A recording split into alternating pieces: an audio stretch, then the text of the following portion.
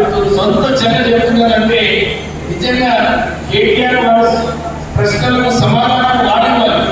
కానీ వారు ఏదైతే ప్రజల సొమ్మును దోచుకున్నారు దాని గురించి నేను ఇదే కోరుతున్నాను. మహేందర్ గారు, మనము ఈ సిరిసిల్లలో కాంగ్రెస్ పార్టీని మరో రోజు బాధ్యత మనం తీసుకోవాలి.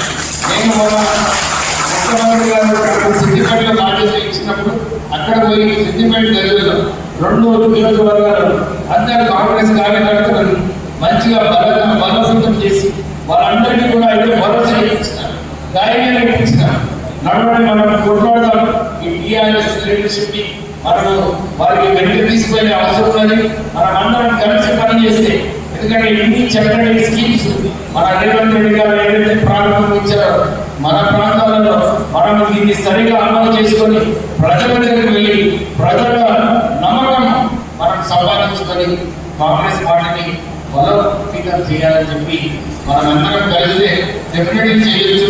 మీరు కూడా మన శ్రీనివాస్ గారు ఇక్కడ ఉన్న కాంగ్రెస్ లీడర్షిప్ అందరూ కూడా ఇక్కడ సిరిసిల్లకు వచ్చి వారు కూడా ఇక్కడ సమయం కేటాయించి పార్టీని ఎట్లా ముందుకు తీసుకెళ్లాలని చెప్పి అందరూ కూడా ఆలోచించాలని చెప్పి మళ్ళొకసారి ఇంత చక్కటి కార్యక్రమం రాహుల్ గారు చేసినందుకు వారికి నా తరఫున